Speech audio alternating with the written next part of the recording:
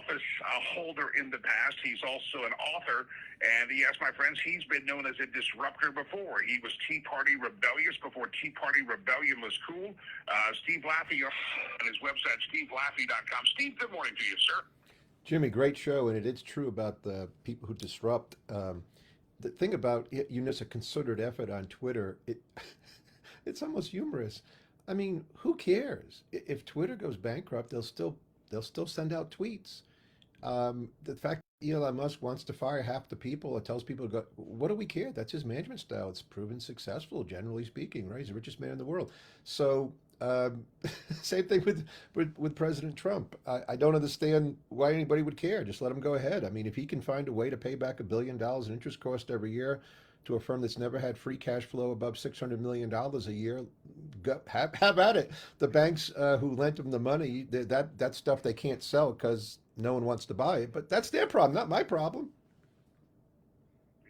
A news story. I mean, this morning, we'll dive into this in a second. I got another question for you, but this morning you have China and Russia flying into South Korea's airspace, and the media is talking about U.S. defeating Iran, which is a fun match to watch. I actually did watch it just for I didn't know what's going on. They're kicking this ball back and forth, and evidently you get it in the net, you score a point. That's all I know about it. But I watched part of it. I watched most of it, and they're talking about Elon Musk, and I'm thinking, dear goodness, there's a lot of other things to talk about. Let me ask you this question. Mike Rosen, talk show host, legend in Colorado, puts a column up at Complete Colorado, and I think one of the tweets, the messages you sent me was regarding this. He says Donald Trump is a sinking ship. Donald Trump is a ship that has sailed. It's now sinking, and we have to escape it. And he doesn't think Donald Trump will walk away gracefully, but he says Donald Trump can't win independence. It's a lost cause. We have to have a reckoning and shake ourselves as Republicans from Donald Trump heading into 2024. Give me your thoughts. What is the reckoning that the Republican Party must do heading into 2024? Yeah, and as much as I like Mike Rosen, been on his show, and wonderful, I haven't talked to him in years, wonderful guy, and done a lot for Colorado. I don't know why anybody wants to discuss this. Donald Trump can run for president like anybody else, and you can vote for him or not vote for him, and that's it. Let's talk about the real reckoning. The real reckoning has to do with some of the stuff I sent over you today. For example, the child tax credit they're trying to put it in again and make it permanent. And I sent you an article by Scott Hodge, who invented it.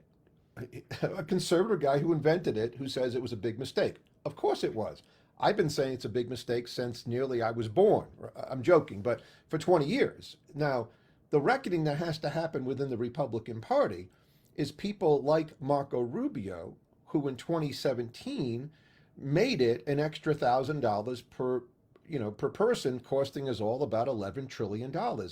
The spending by the Republican Party is the reckoning that has to happen. That includes, by the way, Donald Trump, President Donald Trump, but it includes people like Marco Rubio. That's the reckoning. They now want to make it $3,000, but what's happened, $3,000 per kid. And listen, I got 6 kids. So here I am talking against my own game, I guess, right? Although my kids are getting older. But what the tax credit did was to take initially in 1997 and through today about 48% of all the filers in 2021 don't pay any federal income tax. That is the reckoning we have to have. When we talk about directly confronting our problems, we can't have anybody who makes any money not pay something to the federal government. I don't care if it's $10. Everybody has to have skin in the game.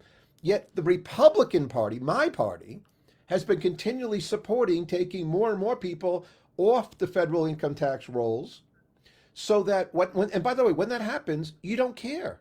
When we got above, you want to know why Republicans didn't take back what they were supposed to take back? One of the major reasons is that people know they don't pay any federal income tax, so they're not really into even voting in a sense, right? So this is the reckoning that has to happen, And here's a guy who invented it and says it was wrong, and that's why Herman Cain was right.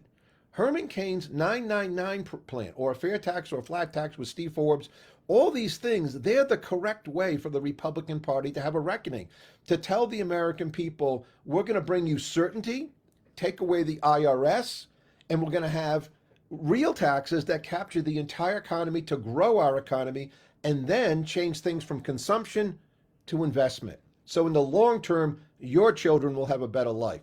That's the Republican reckoning, at least domestic policy on taxes. The voice of Steve Laffey. By the way, his website is stevelaffey.com, stevelaffey.com.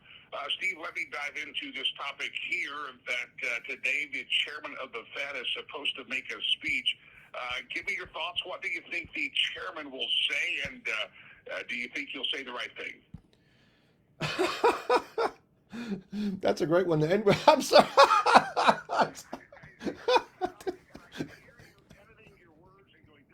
FCC controlled station. There are certain words I can't say on the radio. I heard the wheels clicking in your head. Please say the right thing. I sent you an article because I have it in front of me. March 4th, 2021.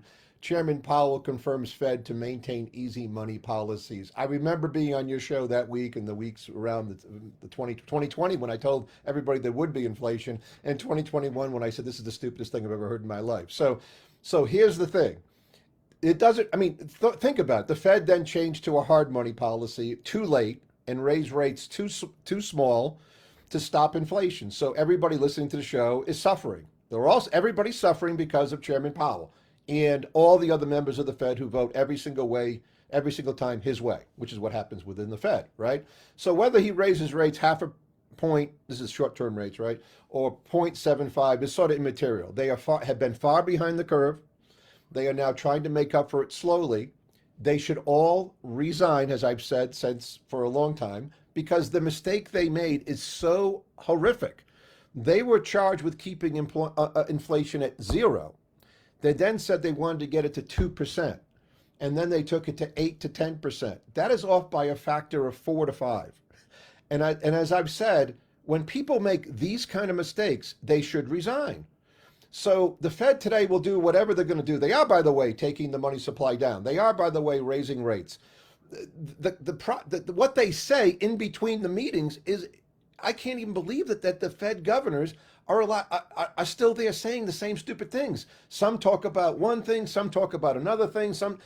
They have no concerted policy. They just need to get a computer in and use something called the Taylor rule, which would have taken rates to 5 to 7% immediately, and they wouldn't have had the inflation. So, or we just need to get 17 people walking down the street, 17 people you see in my movie Fixing America, invite them into the Fed building and say, you guys have some common sense, why don't you handle this? The real important thing, though, for the reckoning of the Republican Party, which is what we're talking about today, the really important thing is that we need the Federal Reserve to only do the money supply. They only need to keep inflation at zero. Their dual mandate, as I've said to you for 9 years, is the dumbest thing of all time. It needs to end. They don't need to be concerned about unemployment. They're concerned with inflation at zero. Keep it at zero within a band. Do it. You can do this. It's not that hard.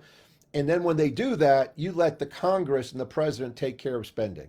Everybody got that? That's what needs to happen. That's where the Republican Party needs to move to. They simply refuse to. By the way, his website is stevelaffey.com. Steve's talking a lot about domestic policy, and I know you follow China very closely, and we have this morning China and Russia fighter jets flying into South Korea airspace. They're scrambling jets. It's been a real mess out there. And right about the same time I was talking about it, you messaged me a story that maybe a guy you alluded to earlier, Marco Rubio, waking up on China. Let's talk about China. We have a very brief amount of time here, but with this military exercise this morning and their crackdown on their protesters this week, China is showing that they are very, as George W. Bush said, very bad hombres, and America's not paying attention. Yes, it's people like Marco Rubio this morning make statements that people have to wake up about China and their economic policies, and that people might be revolting, in their country. Where have these people been? I sent you an article written by a guy I know, John Miller, who covered me, working for the National Review and now teaches up at the Hillsdale, but wrote an article about Pat Toomey leaving office. Pat Toomey's a great guy. He's a fairly conservative guy. He's a friend of mine. He's from Rhode Island, by the way.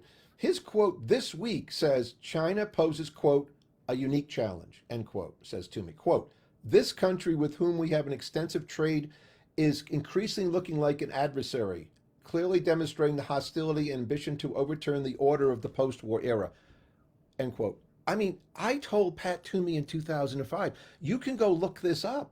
I told Pat Toomey when I filled out the forms for the Club for Growth that we should not be trading with China. How could I be 17 years ahead of what Pat Toomey is starting to say today as he leaves office? What did all the U.S. senators miss? All of them, by the way. Which one called for them to stop trading with China? So we have to do this. By the way, what's going on at Foxconn? What is Apple Computer? Why is the non sequitur always the same thing?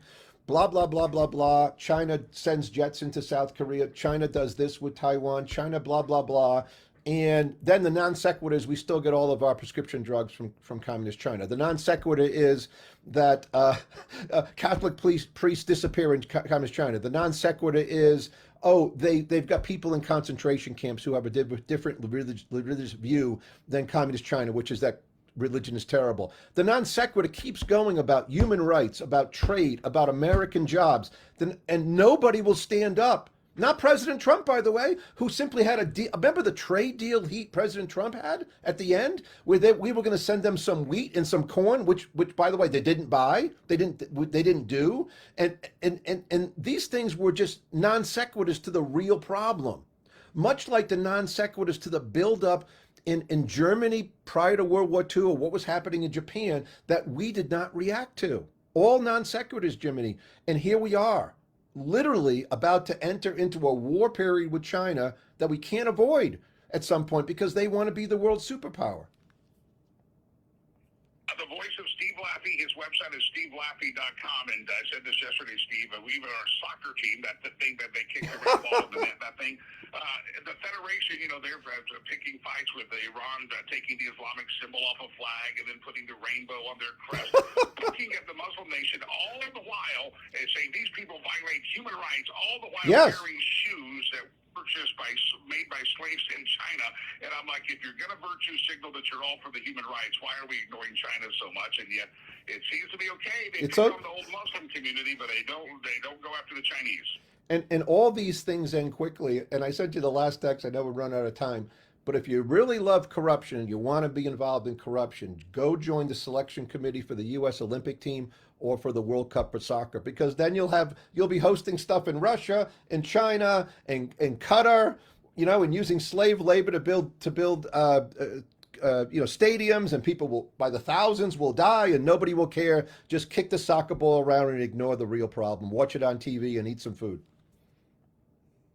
Laffey.com. Always appreciate some bring. God bless. SteveLaffey.com. Great show. It's just unbelievable. I wanted to give you one more thing about Donald Trump as I get off the air here. It's the back of my book, and I sent it over to some of the stuff over to Jimmy this morning. The part where we tell people they can't run, they shouldn't run, we need to end this, rather than just run or support somebody else or just go through the process that's set up, is also bizarre. When I ran for mayor of Cranston's re-election, there was an independent candidate running whose only claim to fame was he wanted to keep a 35-foot inflatable gorilla in his backyard. He was called Gorilla Man. I never thought to say, why is Gorilla Man running? It's just a microcosm of what's happening today as the concerted effort to either stop, to say that this is, by the way, Mike Pence and Karl Rove and the whole establishment gang that want to throw President Trump under the bus. But by the way, I didn't vote for President Trump either time. I'm not saying that at all. I didn't vote for him. And I've said that publicly before. But why don't people just get onto the real problems that we just discussed on the show? The real problems, right? You know why? Because they caused the problems. Marco Rubio caused, wonderful guy probably, he caused the problems of 50% of the people not paying federal income tax in America today, who don't give a damn because they don't pay any taxes at all, right? And the reason that we won't shift to these things that would save America and fix America is that everybody gets money from the large corporations and because of our campaign finance laws and so forth, and they get jobs afterward. All these things I've talked about. That's why they don't do it. They can't do it. They would get no money. But that's the reckoning that's happening. And I think it's happening next year.